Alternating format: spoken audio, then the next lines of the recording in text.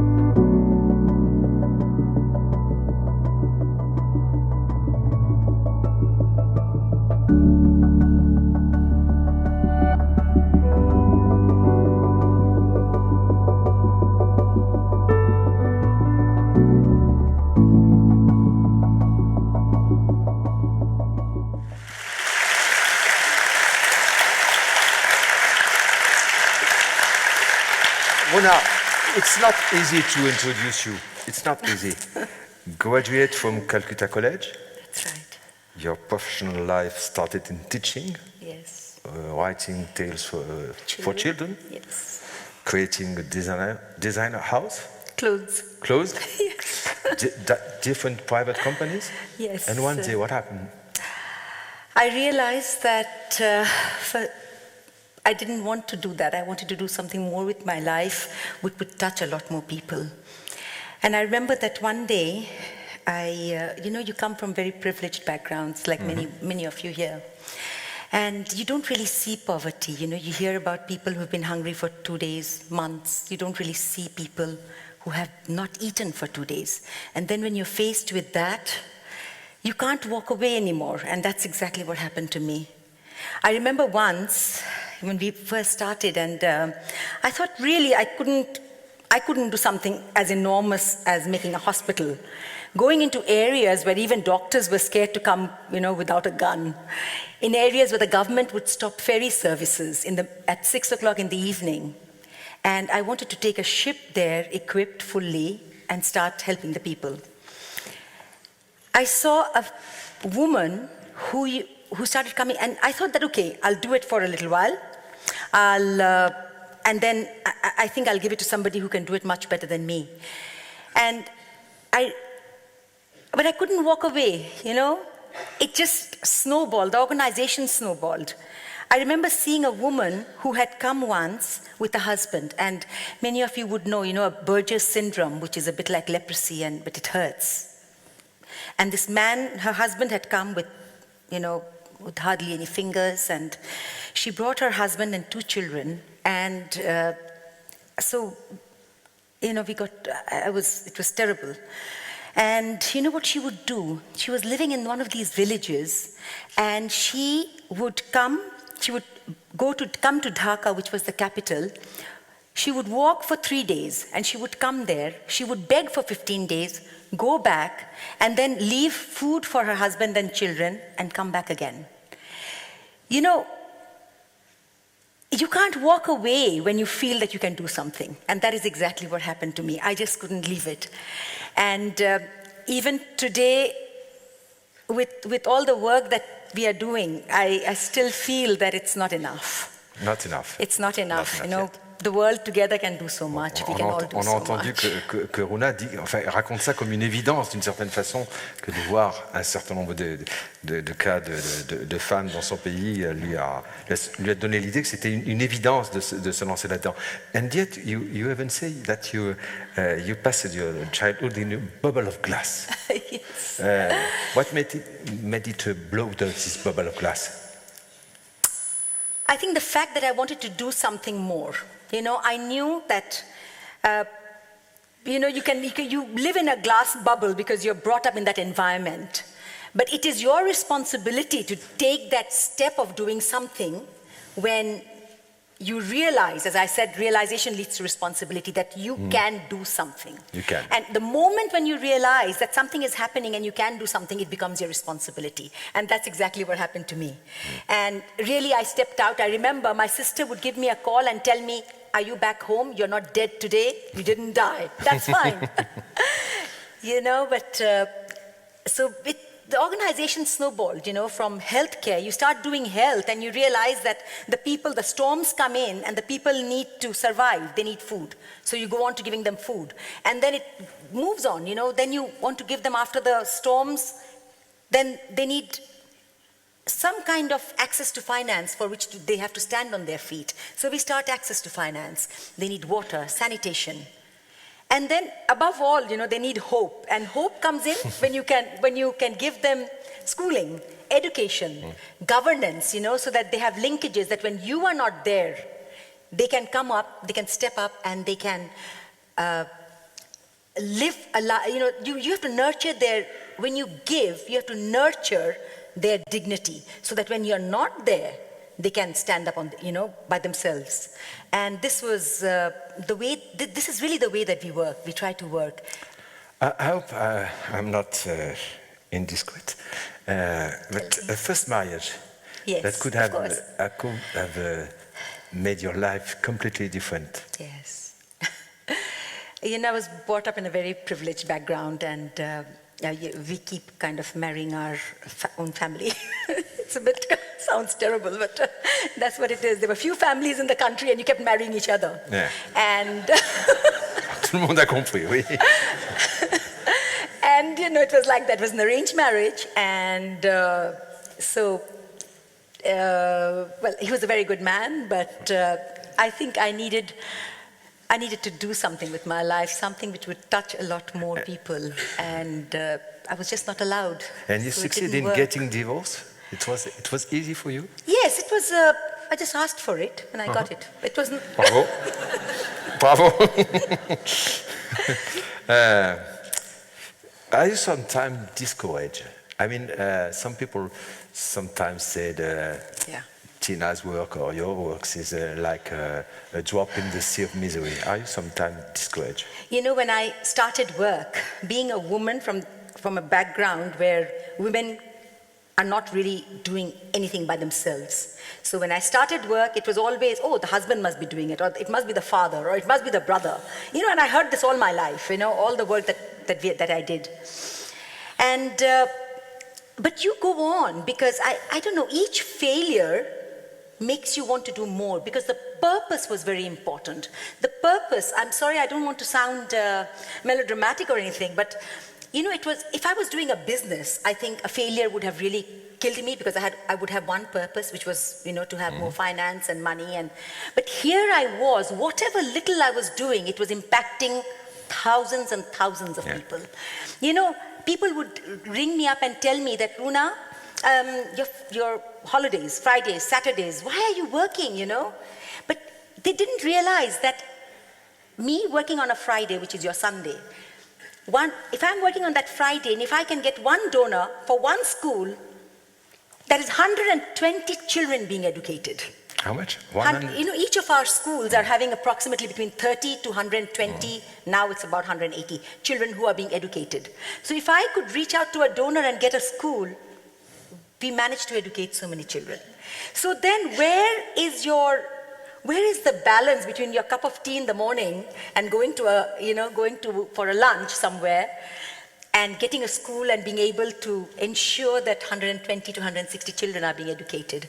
Or, we are operations.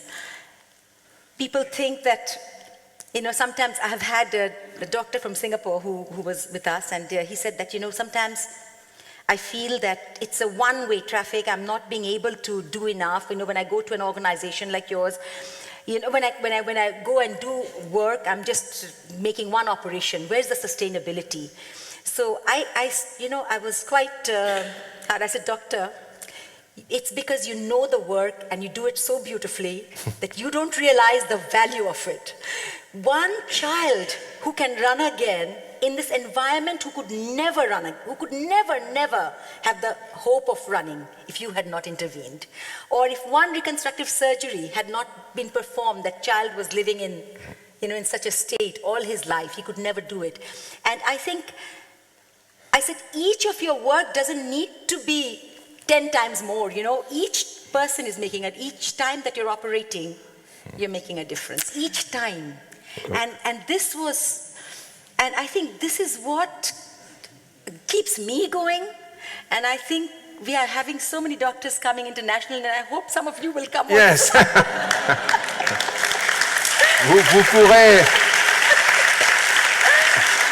Vous pourrez voir Runa ainsi que Tina et leurs associations après la cérémonie tout à l'heure. Donc ne vous inquiétez pas, vous avez compris que Runa ne vous lâchera pas.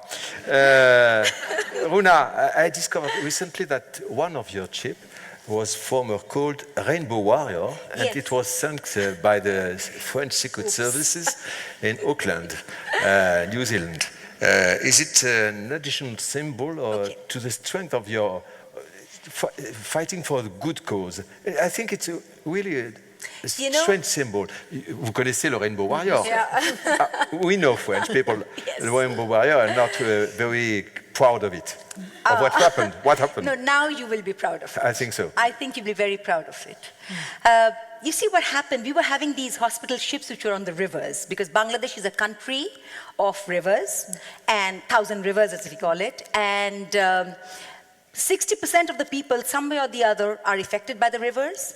And because the land shifts a lot, the poorest and the most vulnerable communities are along the rivers. So we started our work there.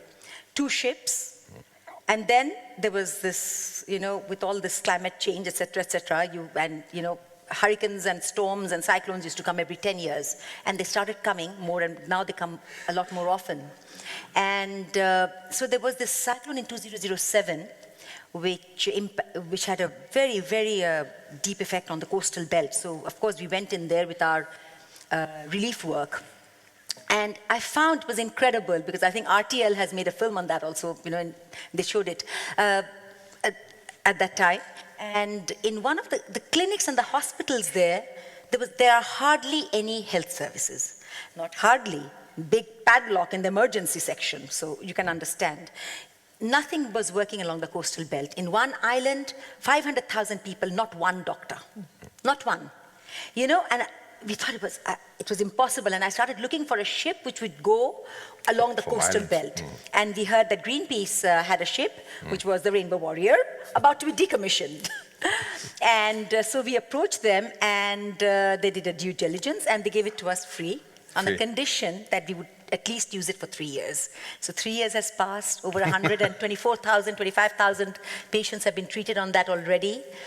Doctors are coming in, we do all kinds of surgery on it, and it sails along the coastal belt and serving these communities which, without that clinic, without that hospital, they would just not have a chance in their life. So. Rona, a very last question. You were recently in Paris participating to the COP21. Yes. Bangladesh is one of the most threatened countries by global warming and rising sea countries. Do you think the decision made in Paris are a good one, enough or not? Mr. Nicola Yulo asked me the same question. I'm sorry. And I told Nicola that actually I thought it was the beginning of a new beginning. Le début d'un nouveau début.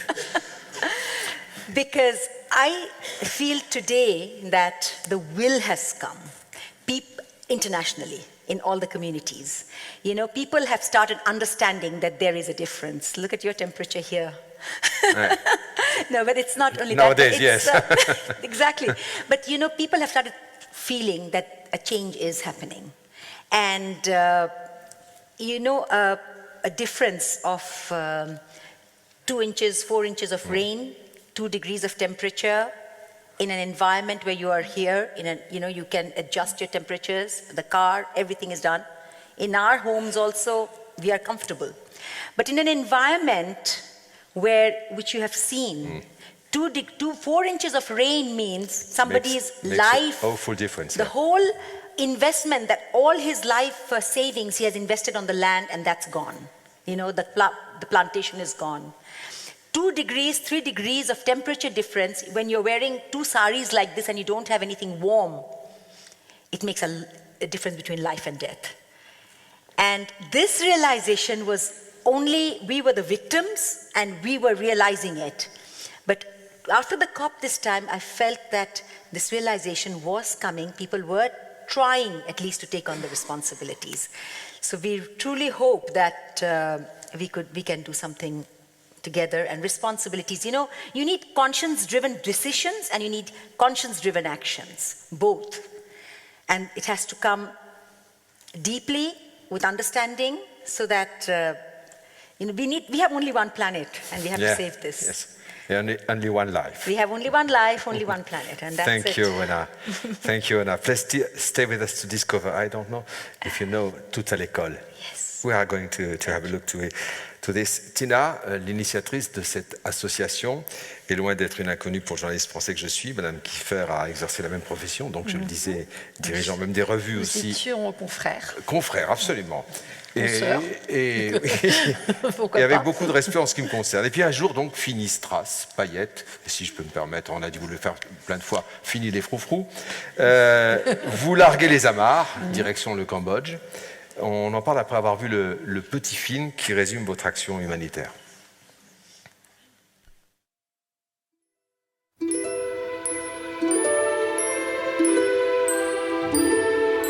On nous demande souvent pourquoi le Cambodge. Pourquoi construire des écoles pour petites filles au Cambodge? Il y a tant de raisons. D'abord, il y a le génocide des Khmers rouges. 17 avril 1975, les commandos de Pol Pot entrent dans Phnom Penh, la capitale. C'est l'exode, la fuite, la terreur. Un tiers de la population est éliminée, dont la plupart des intellectuels, médecins, professeurs, ingénieurs. Quiconque porte des lunettes devient coupable. Coupable de savoir lire. Après avoir été photographiés, ces hommes ont été exécutés. Plus de 30 ans plus tard, le Cambodge n'a toujours pas pansé ses blessures. Première victime de la misère, les enfants.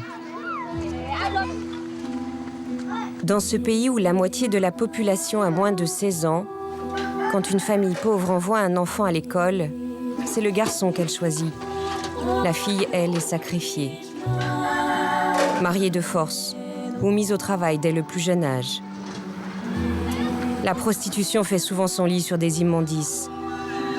Au Cambodge, elle fait des ravages.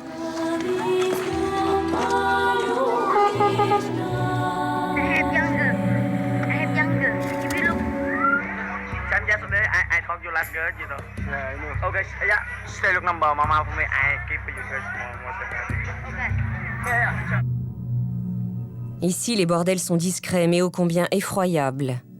Certaines ONG parviennent parfois à les faire fermer, comme celui-ci. Mais ils repoussent ailleurs. Which one 12? This one how old? Right, 12. Either one. 12, either one, either one. How much is it? It's for two. $70. Yum yum. Where the fuck What is yum yum? Yes, yum yum. Yeah, fucking, yeah. Don't you fucking. Where is suck? Face à ces horreurs, l'association Toutes à l'école a décidé d'ouvrir l'école pilote Happy Chandara. La Kana nous montre l'uniforme qu'elle enfile chaque matin. Elle et ses sœurs ont quitté le travail des champs pour une vie nouvelle. Leur mère a 9 enfants, elle gagne $30 par mois en vendant du jasmin. Elles sont nées là, dans cet abri de tôle. Construite à 13 km de Phnom Penh, l'école accueille les petites filles de la banlieue rurale. Elles sont 100 de plus à chaque rentrée scolaire. Elles seront plus d'1 millier quand l'école ouvrira ses classes de terminale. 1 millier parmi les plus vulnérables. Chaque matin, elles apprennent le programme officiel khmer. Elles sont une vingtaine seulement dans la classe. C'est facile pour nous de les suivre. On peut vraiment les aider, les corriger une par une. Du coup, elles progressent vite. Elles apprennent aussi l'anglais et le français. Et les langues, ça rentre formidablement vite dans ces petits esprits vifs. Il y en a même qui épatent les institutrices. I am a boy. I am 5 years old. I like to green milk. Ces enfants sont particulièrement motivés. Toutes ont compris que l'école, c'est leur survie. Mais une fille qui va à l'école, c'est une bouche à nourrir qui ne rapporte plus d'argent. Aussi, pour compenser, l'association donne des sacs de riz aux familles et organise des réunions pour convaincre les parents. Je suis heureuse que Danae aille à l'école. C'est tellement bien pour elle. J'aimerais qu'elle y reste tout le temps. Depuis qu'elle y va, elle a appris à lire. Vous savez, c'est elle qui lit mon courrier maintenant. Grâce aux donateurs, l'école est équipée d'une bibliothèque, d'une salle d'informatique. Avec 100 nouvelles petites filles par an, l'école doit grandir et grandir encore. Comme en témoigne ce bâtiment tout neuf, réalisé grâce au fonds de la Rose Marie-Claire. 1700 mètres carrés qui vont accueillir les 3 nouvelles promotions. Entre deux cours, les élèves peuvent désormais aller à la ludothèque, un lieu magique pour les petites filles. Là, elles goûtent à ce qu'elles n'avaient jamais connu auparavant, jouer avec une poupée, laisser libre cours à son imagination. Chaque mercredi, elles découvrent la danse, un art qui avait disparu depuis le régime des Khmers rouges. Apprendre, s'amuser, rêver, se reposer, Vivre une vie d'enfant, tout simplement. C'est le grand enjeu de cette école, mais ce n'est pas le seul. L'idée, c'est d'accompagner les petites filles jusqu'à ce qu'elles aient un travail, jusqu'à ce qu'elles soient libres, indépendantes et qu'elles puissent choisir leur vie. Et puis, il y en a, on voit, elles sont très, très réactives, elles apprennent très, très vite, qui, pourquoi pas, iront à l'université. Et ce qu'on espère, c'est que demain, elles participent à la reconstruction du Cambodge. Quand je serai grande, je vais être interprète. Moi, quand je serai grande, je serai danseuse de ballet. Quand je serai grande, je veux être professeure. Moi, je voudrais être interprète. Mais parce que les diplômes ne suffisent pas pour changer un pays, chaque jour, les petites suivent des cours de valeur, des cours qui leur enseignent l'honnêteté, le partage, la tolérance. Ainsi, elles pourront jouer un rôle bienfaiteur dans la société de demain. Voilà pourquoi l'association Toutes à l'école existe, ici au Cambodge. Voilà pourquoi elle doit exister ailleurs, demain.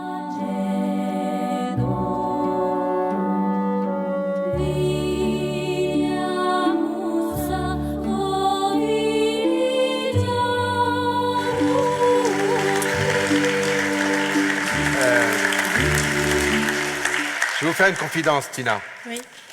Comme beaucoup de journalistes, j'ai vécu des situations comme celle que vous venez de rencontrer.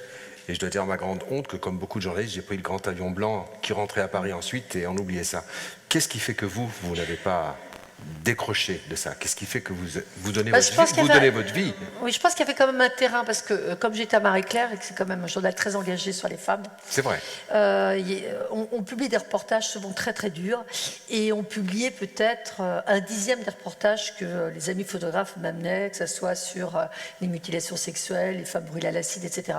Et quand à longueur de temps, on vous apporte sur votre bureau des reportages absolument insoutenables, je disais, mais on ne peut pas publier tout, c'est pas possible, parce que sinon les gens n'achèteraient plus le journal, il y aura un effet de rejet.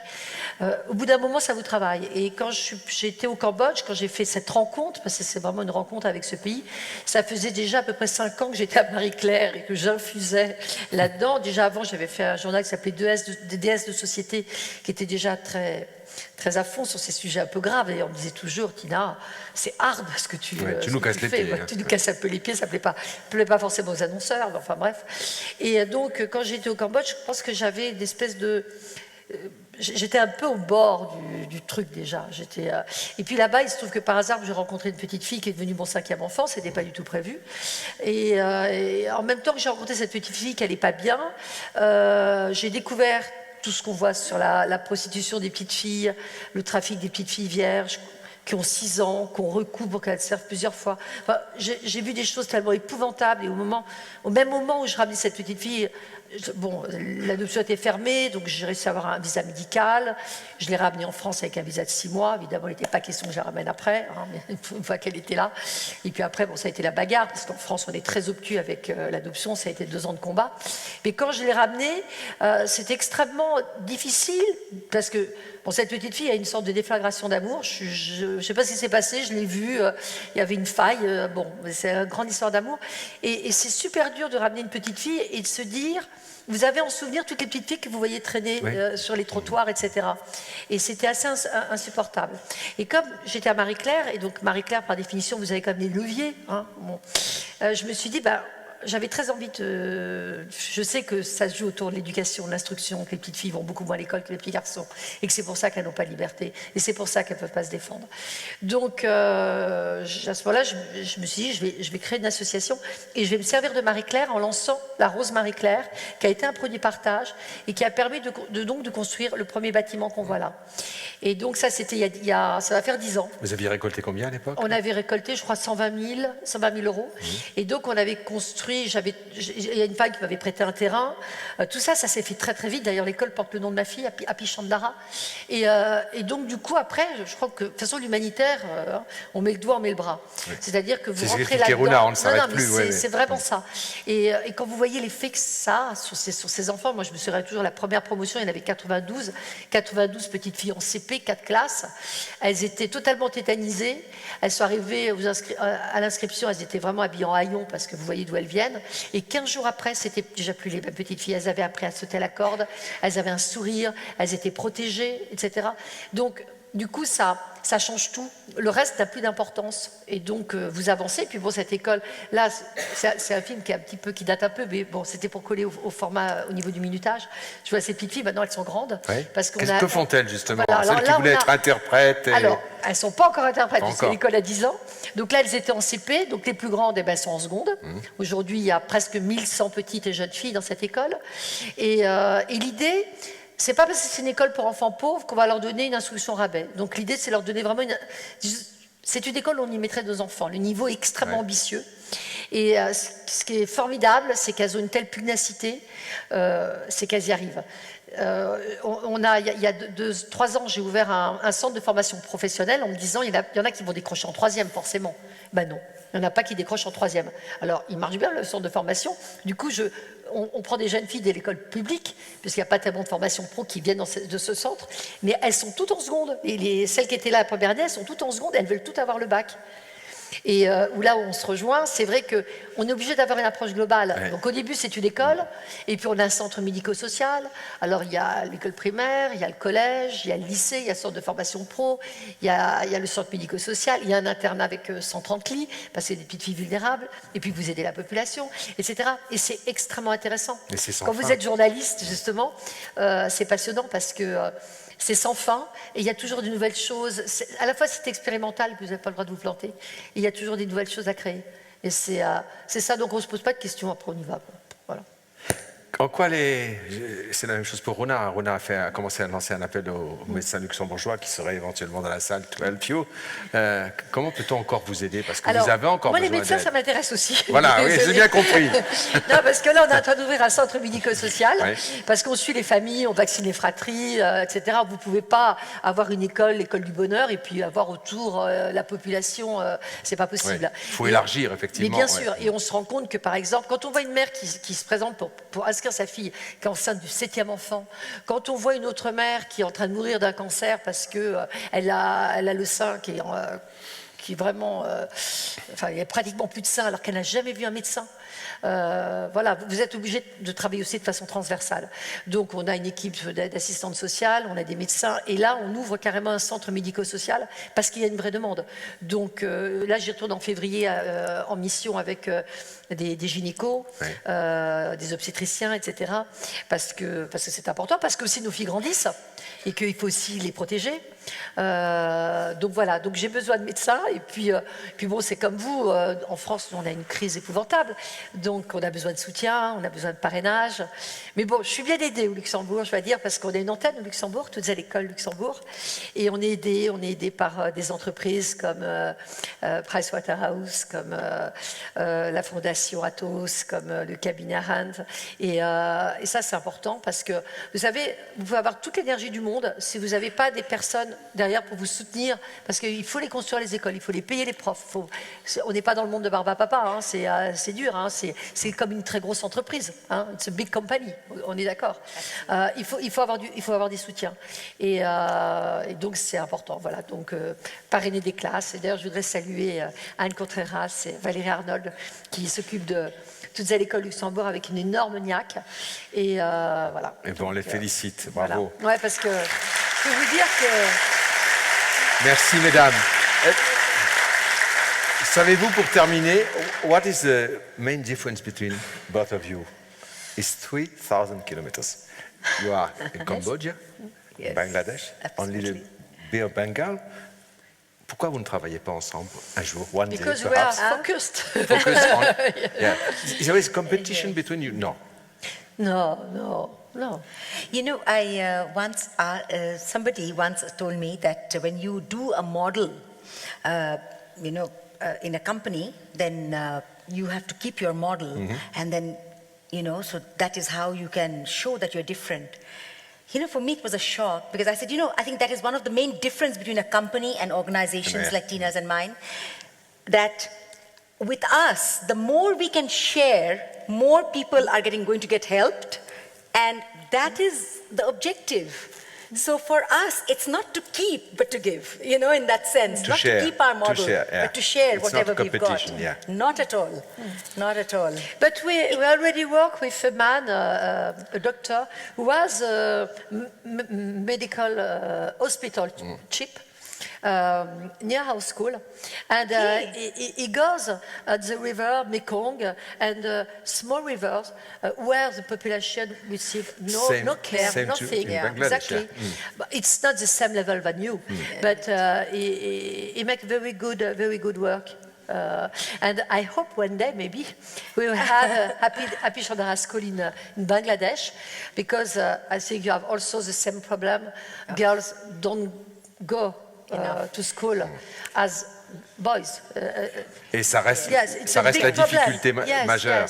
C'est cette inégalité réelle des sexes dans beaucoup de ces pays. This is the best level to help a country, is to provide instruction also to girls. And I hope one day maybe we have a school with very good instruction, not low instruction because they are poor girls. Very good instruction, because the target, the aim, is they become a manager, doctor. You know, in Cambodia, it's very important because the Khmer Rouge. So. Eh bien, ce sera peut-être ce qui sera passé au Luxembourg. C'est peut-être qu'un jour, Tina et Kina se rencontreront. I met her you met already. some years ago to the Women's Forum in Deauville. Yes, right. And I was très impressionnée. Your NGO was smaller. Smaller than today, but I was very, and I remember. I never forget. Thank you. Thank you. One of the reasons I think that we have really grown is because of Luxembourg. You know, Mr. Mark Elvinger is there, he's the chairman. And I think Luxembourg has really helped us because they have been with us and in the way that we wanted to grow. And that was very important. What we needed, we could get. And that was very, very important. C'est vrai qu'on peut saluer, puisqu'on a salué beaucoup de femmes, Maître Evlinger qui effectivement s'occupe de Friendship à Luxembourg. Merci Maître, bravo. Merci mesdames. Vous restez là quelques instants encore. Hein. On va pas tarder à vous libérer. Alors,